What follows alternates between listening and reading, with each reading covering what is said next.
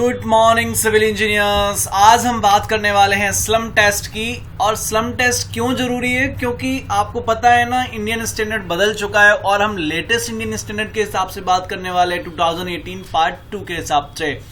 जो भी इसका प्रोसीजर है कंप्लीट करने वाले हैं लाइव फ्रॉम साइट में। आपको बताने वाला हूं किस तरह से स्लम टेस्ट करते हैं, क्या प्रोसीजर है, क्या प्रोटोकॉल है, और इसलिए बने रहना है आपको आखिरी तक। चलिए, this is subscribe time to all of you. और आप हमारे व्हाट्सएप ग्रुप से भी जुड़ सकते हैं। उसके लिए आपको 599 पर मंथ की मेंबरशिप लेनी होगी, जिससे आप हमें कॉल मी रिक्वेस्ट भी राइज कर सकते हैं। और हम 7 PM to 9 PM as usual हम आपके लिए अवेलेबल हैं, ये सभी को पता है। चलिए, और अब मैं आपको बात करता हूं वाई स्लम। हम स्लम की बात कर क्यों रहे हैं? एज ए सिविल इंजीनियर हमें कंसिस्टेंसी ऑफ कंक्रीट को पता करना होता है, जिसके लिए हम यूजुअली साइट पर स्लम टेस्ट के साथ डील करते हैं। लेकिन ये बहुत कम लोगों को पता होता है कि स्लम की टेस्ट की रेंज 10 mm से 210 mm तक ही होती है। यदि स्लम की रेंज इससे ज्यादा या इससे कम होती है तो बाकी के 5 कंसिस्टेंसी टेस्ट के लिए यूजुअली यूज होता है, लेकिन साइट पे इसका उपयोग नहीं होता। VV test, compaction factor test, degree of compactibility, flow table test और स्लम फ्लो टेस्ट के बारे में भी आपको पता होना चाहिए। यदि आपको कभी भी इसके साथ डील करना पड़ रहा है तो आप हमें कमेंट करिए, हम इसको भी डिटेल में बताएंगे। आज हम बात करने वाले स्लम को और समझने वाले हैं डिटेल में। अब आप बोलेंगे कि सर ये 1959 अभी तक तो हम उसी से पढ़ते आ रहे हैं, लेकिन अभी ये कहां गया? तो मैं आपको बता दूं, ब्यूरो ऑफ इंडियन स्टैंडर्ड ने उसको विड्रॉ कर लिया है और 1199 को 7 पार्ट में डिवाइड करके पार्ट 1 to 7 को 2018 में रिवाइज किया है, जिसके पार्ट 2 में कंसिस्टेंसी ऑफ फ्रेश कंक्रीट के बारे में बताया है और सभी प्रकार के 6 कंसिस्टेंसी टेस्ट के बारे में बताया, जिसमें से एक स्लम्प है, जिसके बारे में आज हम बात करने वाले। आज और अब मैं बात करने वाला हूं कि IS कोड 1199 2018 पार्ट 2 में कौन कौन से क्लूज हैं, जिसमें इसके स्पेसिफिकेशंस को, इसके प्रोसीजर को समझाया है। बहुत ही शॉर्ट फॉर्म में मैं आपको बताने वाला हूं कि क्लूज 4.3.3 के बी में IS कोड कहता है कि हमें 3 लेयर में मोल्ड को भरना है, और ईच लेयर में डी में कहता है कि 25 स्ट्रोक्स हैं, और के में कहता है कि हमें मोल्ड जब हम निकालते हैं तो 5 सेकंड +- 2 सेकंड्स होने चाहिए, और कंप्लीट इंटायर टेस्ट आपको 180 सेकंड में कंप्लीट करना है। ये 4.3.3.m में बताया हुआ है। और कुछ टॉलरेंस के बारे में मैं बात करता हूं, जैसे कि इसका कितना डायमीटर ऑफ बेस होना चाहिए, डायमीटर ऑफ टॉप होना चाहिए, हाइट कितनी होना चाहिए। तो +- 2 mm का इसमें सब में टॉलरेंस है। 200 mm, 100 mm and 300 mm। Tamping rod का 16 mm डाया होता है, उसका भी +- 1 mm का टॉलरेंस है, और लेंथ उसकी 600 mm होती है, उसमें भी +- 5 mm का टॉलरेंस है। ये चीज पता होने के बाद अब मैं आपको ले चलता हूं सीधा साइट पर, जहां पर हम करने वाले हैं स्लम टेस्ट को एज पर लेटेस्ट इंडियन स्टैंडर्ड। ठीक है,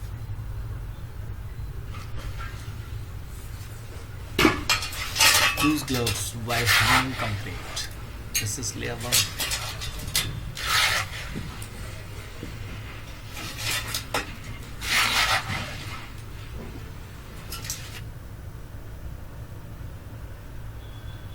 इसको भरते हुए आपको ग्लव्स पहनना है। कंक्रीट के साथ जब भी हम डील करते हैं तो ग्लव्स पहनते हैं। आपको टेम्पिंग रॉड को शार्प करना है और 25 स्ट्रोक्स लेने हैं, और वो इक्वली डिवाइड होंगे, सिमेट्रिकली कंप्लीट एरिया में होना है, ऐसा भी इंडियन स्टैंडर्ड ने कहा है।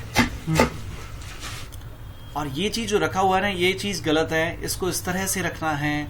ठीक है, ये चीज आप गलती से सीखोगे तो ज्यादा सीखने को। दिस इज लेयर 2 और हम अभी इसको भर रहे हैं। Use gloves while handling concrete, ये आपको पता होना चाहिए, क्योंकि कंक्रीट आपके साथ रिएक्ट करता है। ये एक गलत प्रोसीजर है, लेकिन ये आपको यूजली नहीं फॉलो करना है।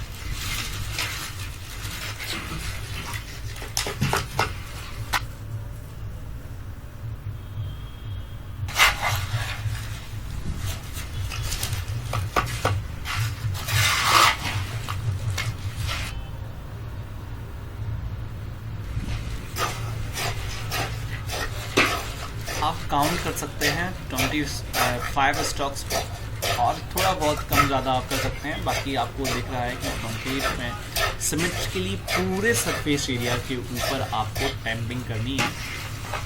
और this is the right way, this is 3 layer 3।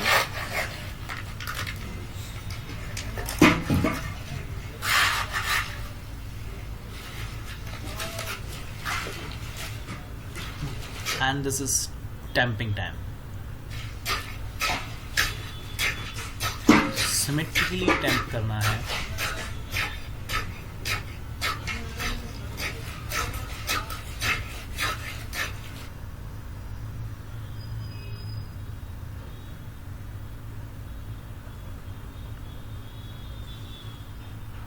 और ऊपर से फिनिश करना है। ये आपका हो गया है, ठीक है।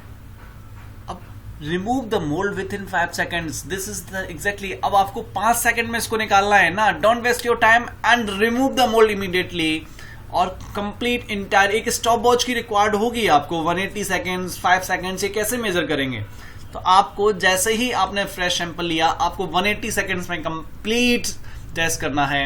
और अब मैं आपको बताने वाला हूं कि इसका मेजरमेंट कैसे करते हैं। इसके लिए आइस कोड में ही प्रोविजन है मेजरमेंट ऑफ स्लम्प के लिए। क्लूज 4.3.3 ऑफ एन में different between height of mould and the highest point of the slump concrete, वो आपका मेजर स्लम्प होगा, ठीक है। मेजरमेंट ऑफ स्लम्प में स्लम्प को 5 mm के नियरेस्ट काउंट में करते हैं, जैसे कि आप लेवलिंग में काउंट करते थे।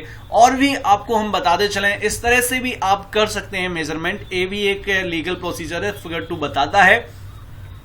बाकी कभी इस तरह का शेप हो या इस तरह का, ये शियर स्लम्प और कोलैप्स स्लम्प को हम मेजर नहीं करते हैं। यदि ऐसा कभी होता है तो दोबारा से टेस्ट करते हैं।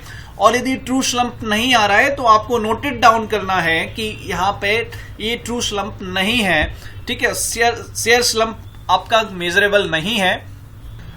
और अब मैं आपको मेजर करके दिखाता हूं कि किस तरह से आप मेजरमेंट करते हैं। और ये ट्रू स्लम्प का एक शेप है जिसमें हम आप स्लम्प आपको काउंट करके बता रहे हैं। दिस इज ये टैंपिंग रॉड का आधा पार्ट इसमें ग्रेजुअली होता है, ये चीज है। ये आपने देखा, थोड़ा सा जूम करेंगे, 50 mm स्लम्प आया। आई होप सो कि आपने सेशन को एंजॉय किया होगा। अच्छा लगा हो तो शेयर करो दोस्तों के साथ।